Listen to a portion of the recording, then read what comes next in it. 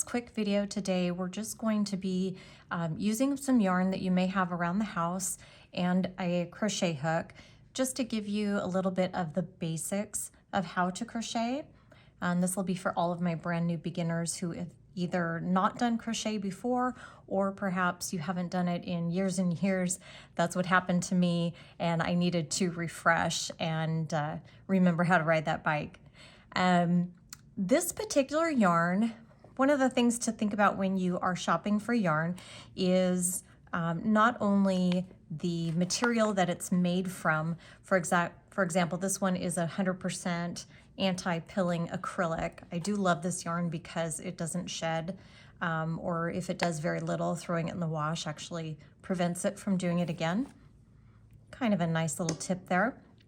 But each of your yarns are going to come in a number as far as the bulkiness and how thick this yarn is. Now, I have learned, and I haven't figured out why, you'll see I have another number 6 super bulky yarn that is much thicker than this yarn. So these numbers don't seem to be universal. Now, this is a completely different type. This is supposed to mimic a chenille, as they have in the name, but it is 100% acrylic as well, but definitely a very different yarn and much heavier.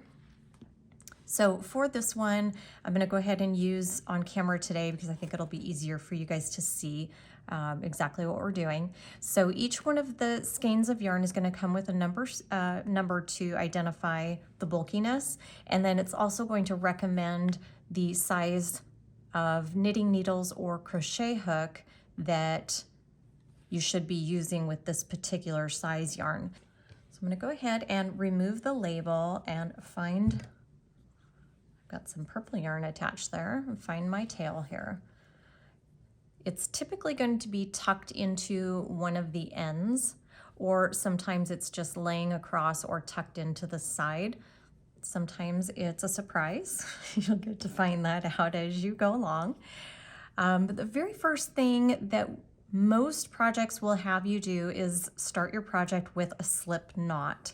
There are some more advanced projects where you will start with a magic ring when you're going to start crocheting in a circle. But for this, we're going to do a slip knot. And what I like to do is go ahead and just throw the yarn over my hand away from my body. Then I'm going to pull it and throw it over again. Now, you guys, there's so many different ways to do this, and you're going to learn as you practice the best way for you. This is just the easiest way for me to show you how. So what I'll end up doing is having that crisscross. And so I'm going to take this back string and I'm going to go under the front one and grab it. And then I will remove my hand, grab my tail and my yarn, and I'm going to pull that through. And that does create your slip knot. And what it allows you to do is to take that tail and adjust the size of your knot here. And you can make it smaller, you can make it larger. That becomes important because we want to adjust that around our crochet hook. Couple different ways to hold your crochet hook. I typically hold mine as if I'm holding a butter knife. There are some people who do what they call the fork method, or holding it like a fork. I have tried doing this with some types of stitches. It does come in handy, but for the most part, I'm usually doing the butter knife method here and holding it just as I would as if I was cutting. And there is typically a flat surface here for your thumb and your middle finger, and then your index finger just to rest on top. Now, if this is not comfortable for you and you find a different way, go for it. It is all about your comfort. You are learning something new, typically, so if you're here anyway. So everything is going to feel strange at first. So I would suggest trying to do it this way first, just because that's the way I'm going to show you how. And then as you move along, if you find that holding it, for crying out loud, like this, you go for it. I don't know how that would work, but you know, to each their own. There's not a right or wrong way is my point. All right, then the rest of this yarn that's attached to our ball or skein, this is what is referred to as the working yarn. This is what we're gonna pull from. This tail just kind of hangs out here until we're done, and then we can lock it in and snip it off at the end of our project. The way that I hold my yarn, I usually will grab my pinky, my left hand, and grab my yarn here. This does allow to help control some of the tension, and that way when I'm working, it's not doing this number. I wrap it around my pinky and hold, and you'll see how that comes into play as we get going. So the first thing we'll work on is going to be a chain, and that is usually the foundation or the starting point of your project. And all we're going to do is wrap our yarn towards us around the hook. And I like to have my hook either facing me or facing down. Facing me is a little bit better because you can see how it's going to catch on to that yarn. And then I'll take these two fingers and just hang on to that tail so I can pull that through. And we've just created a chain. So this one here, this little knot that we've created is our chain, and then this is our loop around the hook, okay? And when you start a project, that project is going to tell you to begin your project, chain 20, chain 100, chain 200, however many. So this would be 2, wrap around, 3, wrap around, 4, and 5. So we've just created 5 chains. Now I do want to talk about the chain for a minute, because even if you may already know this or it seems like common sense, some of the things I'm going to tell you now are going to come in handy when you are watching tutorials or reading patterns. There is a top loop of your chain, or front loop of your chain, and back loop of your chain. Then on the back leg of the chain, there is this back hump that comes over horizontal, okay? Your patterns will tell you whether or not to begin to crochet into that back hump or just crochet into the top loop, okay? So in this instance, I'll create a few more chains here. Let's go 6, 7, 8, 9, and 10. This is where you can kind of see the difference in tension. When I stopped my chain here, you can see how it does create a little bit of difference in that particular chain. Now, I'm not going to worry about correcting that right now, and most of the time this would not be a very big deal. It would be hidden, but just so you know that that does happen when we let go and stop our consistent tension as we go down rows. That one's a little more advanced tip as you get going. All right, so let's go ahead and start. As I mentioned before, this is the loop around the hook, and if you hold your chain this way, we'll grab a smaller, teeny tiny crochet hook. This is a 2.5 millimeter. This would be the first chain here. This would be the second. This would be the third. This would be the fourth, and so on, all the way down your chain. Some patterns will have you to begin to crochet in the very first chain from the hook. Some will, more commonly, the second chain from the hook, and some even in third, fourth, or fifth. It depends on the pattern and the type of stitch. For this one, because our yarn is a little more bulky, I'm going to go ahead and go into our second chain from the hook, and we're going to begin a single crochet. So all you're going to do is insert your hook right into that top loop, and you're going to grab your yarn with the hook and pull it through. And now you have 2 loops on your hook. And then you're going to yarn over. You'll hear that term a lot, yarn over, and it's always towards you. And you're going to grab that yarn and pull it through both loops. That is a single crochet.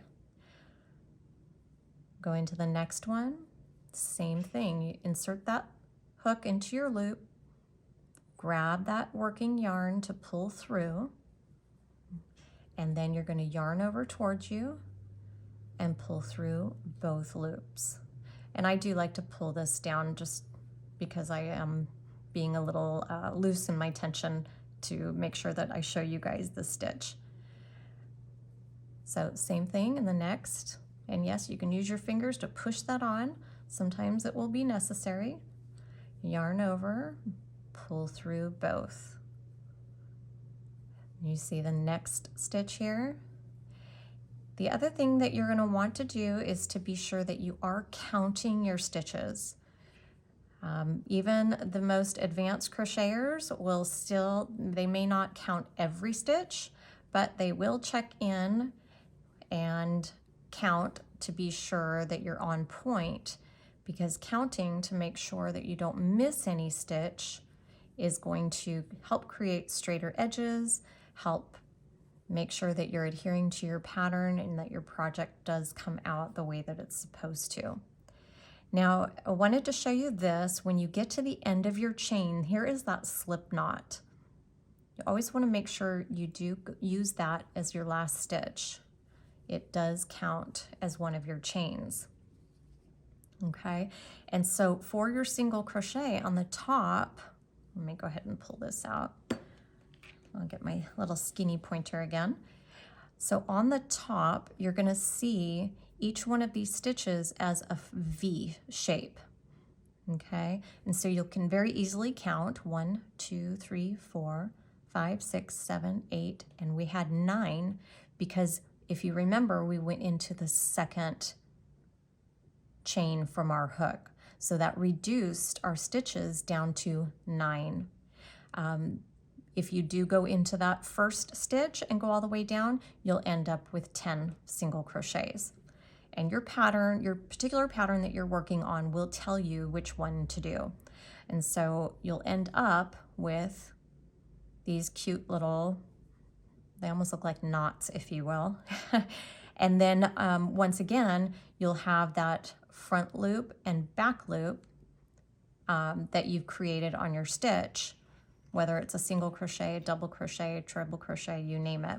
You're going to end up with that V stitch on the top, and your patterns will tell you normally you're going to go through both on just a standard stitch, but sometimes you will just work in the front loop and sometimes you will just work in the back loop.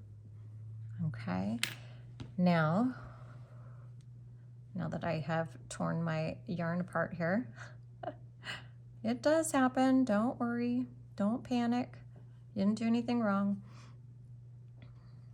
You know what I'm going to do? We'll take the opportunity to show you how to repair something like that.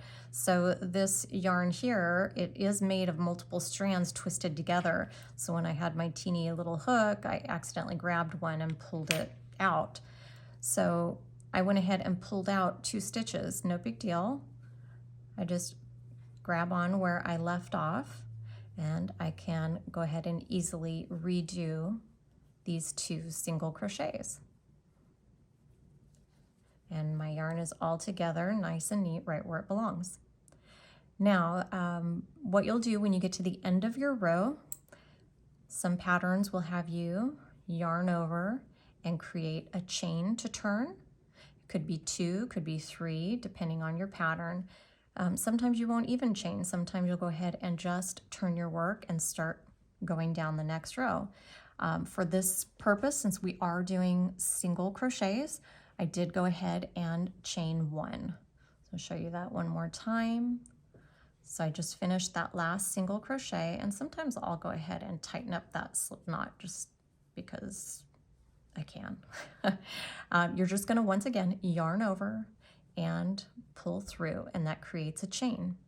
And then you'll flip your work over, because if you are right-handed, you'll always be working from right to left. It does not zigzag back and forth, okay? So to continue our single crochets, once again, since we have created our turning chain, we're not going to crochet into this stitch right here, we're going to go into here, front and back. This will be counted. We don't crochet into our turning chain, we crochet into our first stitch, which is this V right here. This part right here, this turning chain, is what keeps our edge as straight as we can. So what we'll do is go ahead and insert our hook and grab our yarn. So the only difference now is you're going through a V versus on your chain, you were just going through that one loop. All right, so once again, pull up a loop, yarn over towards you, and pull through both. And then we go through the next stitch. Same thing, pull up a loop, yarn over, pull through both. Next stitch here. You have your loop, yarn over, pull through both. And some people will identify your next stitch by the top V. I usually, for me, because I'm not looking at the top of it, I'm usually just kind of going to in between. You can see these horizontal, let me go this way, you can see these horizontal lines here. It's usually right in between each one of those. And that will put you to the same place on the top. If I go to the left of this stitch, you can see I've gone through that V. The left of the next stitch, I've gone through that V. Okay, I hope that helps. I think where most people get confused is there is so many ways to look at these, and there's so many ways to communicate about them that it gets a little confusing, especially if you're listening to or watching more than one person. So it's kind of like a lingo, if you will. And there's a lot of videos out there, especially from the UK, where the terms for some of these stitches and things that we're doing are different versus the US. So a couple different layers where it can get confusing. All right, so when we get to the end of the next row here, you want to make sure, even though this V stitch here, even though it climbs down the edge like this, it's still a stitch that we go into. Just like our slip knot on the previous row, we want to make sure we catch it. Otherwise, we are not going to have a straight edge and we will be off in numbers. Get that one a little tight. Okay, and so everything should just be building up on top of each other. Okay, and you'll end up with, again, same number. You can count right on the top. We don't count the one that's around the hook. So 1, 2, 3, 4, 5, 6, 7, 8, and 9. So that's our 9th stitch right there. That wanted to come out and play. All right, so that's how you know you still have the same number of stitches. You didn't miss one and you didn't make any extra. And so once again, at the end of your row, yarn over, chain 1, turn your work. And this was always the hardest part for me, is trying to figure out where to go in first. And it's just always going to be right in that first space, unless your pattern tells you differently. Okay, so into the next space here, pull up a loop, yarn over, pull through both. And you just do this all the way down, practicing your single crochet. The next row we do, we'll go ahead and throw in a double crochet, because that one is also a very, very common stitch, especially on some of my blanket tutorials. And once again, at the end of the row, we want to make sure we grab that last stitch. And there we are. So to start the next row, we're going to do double crochet. So in that case, I'm going to yarn over and chain twice and turn. And the reason why we do that It's depending on the stitch that we're going to do on the next row, because what we want to do, the double crochet is going to work up higher. So if I just had the one chain here and then I worked double crochet, I'm going to have an edge that looks like this. So you want to bring the height of your edge up to the height of the stitches that you're going to do. So hopefully that makes sense too. So for a double crochet, what we're going to do is we're going to start by yarning over, and then we'll go into that very first space. We're going to grab our yarn and pull up a loop so that we have 3 loops on our hook. 1, 2, 3. We'll yarn over, and now we're just going to pull through 2 of them. I want to keep that loop on and this one. So now I have 2 loops on my hook, and then I'm going to yarn over and pull through both of those. And as you can see, that's taller, and we want it to bring up to that second chain there. I'm going to do that again. So you'll yarn over first. Again, this is for your double crochet. Yarn over, go into your next stitch, and pull up a loop. We'll yarn over, pull through 2, yarn over, pull through 2 again. I'll do a couple more so you can just kind of see what's going on here. So yarn over into your space and pull up a loop, yarn over, we'll remove 2, yarn over, and remove 2 more. Okay, insert into the next stitch and pull up that loop, yarn over, pull through 2, yarn over, pull through 2 more. And as you can see, it's just creating a taller stacked version of these stitches that we did below. Now you will notice, at least I do, the single crochets down here, obviously they're a smaller stitch, so there's a smaller space in between them. The double crochets are going to have a bigger space in between them.